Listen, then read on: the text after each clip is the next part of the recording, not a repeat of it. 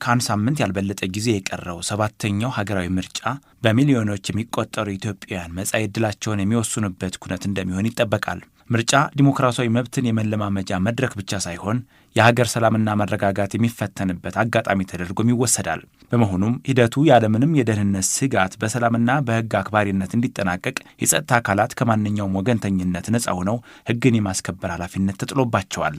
ምንም እንኳን ከተፎካካሪ ፖለቲካ ፓርቲዎች ዘንድ ከጸጥታ አካላት ገለልተኝነት ጋር ተያይዞ የተለያዩ ቅሬታዎች ቢሰሙም ፖሊስ ግን ለምርጫ ዕለትና ከምርጫ ማግስት ለሚኖሩ ኩነቶች ሁሉ በቂ ዝግጅት አድርጌያለሁ ብሏል። በፌዴራል ፖሊስ የሕግና ሰብአዊ መብት ጉዳዮች መምሪያ ኃላፊ ረዳት ኮሚሽነር ፋሲል አሻግሬ ፖሊስ ከማንኛውም የፖለቲካ ፓርቲ ነጻ ሆኖ ሕግና ስርዓትን የማስከበር ሕጋዊ ግዴታ አለበት። መራጭም ሆነ ተመራጭ ሳይሳቀቅና ሳይሰጋ መብቱን እንዲጠቀም ለማስቻል ለፖሊስ በቂ ስነ ምግባርና የሰብአዊ መብት ስልጠና ተሰጥቷል ብለዋል። የፌዴራል ፖሊስ አለ፣ የክልል ፖሊስ አለ፣ የከተማ መስተዳድር ፖሊስ አለ። ሁሉም በያለበት የምርጫ ሂደቱን እና በምርጫ ወቅት የፖሊስ ስነ ምግባር ምን መሆን አለበት የሚለውን ግንዛቤ ፈጥሮ ጠና ወስዶ አጠቃላይ ምርጫውን ተከትሎ በምርጫ ወቅት፣ ከምርጫ በፊት፣ ከምርጫ በኋላ ምን ሊፈጠሩ ይችላሉ የሚለውን ግምት በማስገባት ሁሉም በየአካባቢው ከስነ አእምሯዊ ከግንዛቤ አንጻር ገለልተኛ ሆኖ የገሌ ፓርቲ ነው ይሄ የገሌ ፓርቲ ነው ብሎ ምንም አይነት ልዩነት ሳያደርግ ሁሉንም እኩል የማገልገል ግዴታ እንዳለበት አውቆ ሁሉም በየአካባቢው ዝግጁ ነው። ድምጽ መስጠት አንድ ዜጋ በሀገሩ ላይ ያለውን መብት የሚያረጋግጥበት ትልቁ መሳሪያ ነው የሚሉት በማንኛውም ፍርድ ቤት ጠበቃና የሕግ አማካሪ አቶ ኪሮቤል ፍቅሬ መራጩ ማህበረሰብ ያለምንም ተጽዕኖና አስገዳጅነት ነጻ ሆኖ የመረጠውን ድምጽ የመስጠት እድል ሊመቻችለት እንደሚገባ አንስተው ከዚህ ውጭ በኃይልና በማስገደድ የሚገኝ የምርጫ ውጤት በሕዝብ ዘንድ ተቀባይነት እንደሌለው የወንጀል ሕጉን ጠቅሰው ያብራራሉ።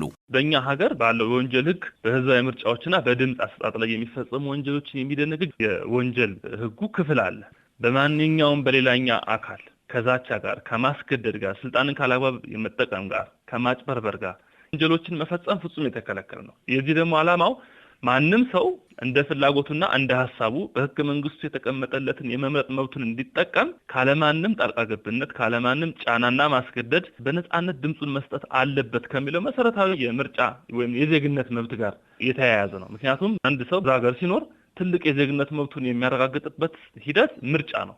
በዚህ ረገድ ገለልተኝነት ከሌለ ለአንድ ወገን ውግንና ካለ ምናልባትም የህዝብ ድምጽን የመስረቅ የህዝብን ድምጽ ያላከበረ ከሆነ ደግሞ ህዝብ ያላመነበትና ህዝብ ያልወሰነው የፖለቲካ ኃይል ወደ ስልጣን እንዲመጣ ከተደረገ በኋላም በውጤት ደረጃ ህዝቡ ሊቀበለው የማይችል ከመሆኑ ጋር በተያያዘ በምርጫ ሊሳተፍ የሚገባው ፍጹም ሰላማዊ በሆነና በሌላ በማንኛውም ወገን ጣልቃ ባልተገባበት አድሎ በሌለበት መንገድ መሆን ስለሚገባው የጸጥታ አካሉ በዋናነት መራጩንም ተመራጩንም አካል እኩል ባገለገለ መልኩ በተለይም ከመራጩ አንጻር ማንኛውም አይነት መደለያ ሊሰጠው እንደማይገባ፣ ጫና ሊደረግበት እንደማይገባ፣ ይሄኛውን አካል እንዲመርጥ ይሄኛውን አካል እንዳይመርጥ የሚያስችል ማንኛውም አይነት ጫና አለመፈጠሩንና በትክክል ደግሞ የድምጽ አሰጣጥ ሂደቱ ፍጹም ሰላማዊ መሆኑ የተወሰነ ቡድን የተወሰነ ድርጅት በዛ የምርጫ ሂደት ውስጥ ጣልቃ እንደማይገባ ማስተማመኛ የሚሰጠው በዚህ ገለልተኛ በሆነ የጸጥታ አካል ጣልቃ ገብነት። የምርጫውን ነጻነትና ፍትሐዊነት ለመጠበቅ መሳሪያ የታጠቀ ማንኛውም ሰው ከምርጫ ጣቢያው 500 ሜትር ርቀት ላይ መሆን እንዳለበት በሕግ ተደንግጓል።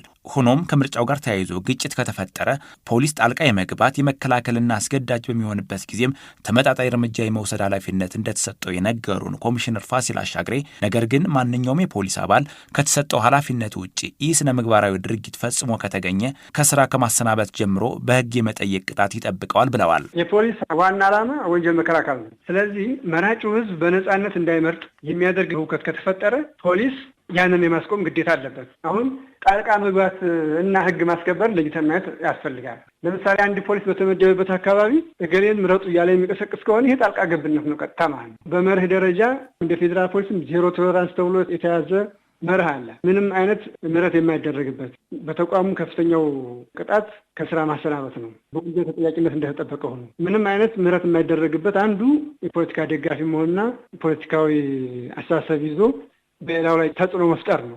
ይሄ የተወገዘ የተከለከለ በወንጀል ሊያስጠይቅ የሚችል በተቋሙ አሰራርም በደንብም ሊያስጠይቅ የሚችል ነው።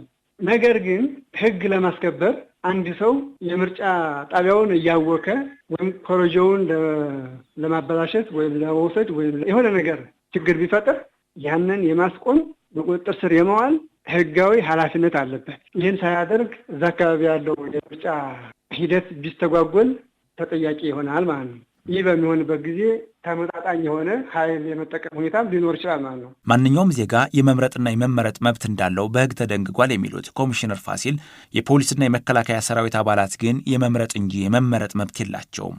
ይህም የጸጥታ ኃይሉ ከፖለቲካ ገለልተኛ ሆኖ ሰብአዊ መብቶችን በማክበር ምርጫው በሰላም እንዲጠናቀቅ ለማስቻል እንደሆነ ጠቁመዋል።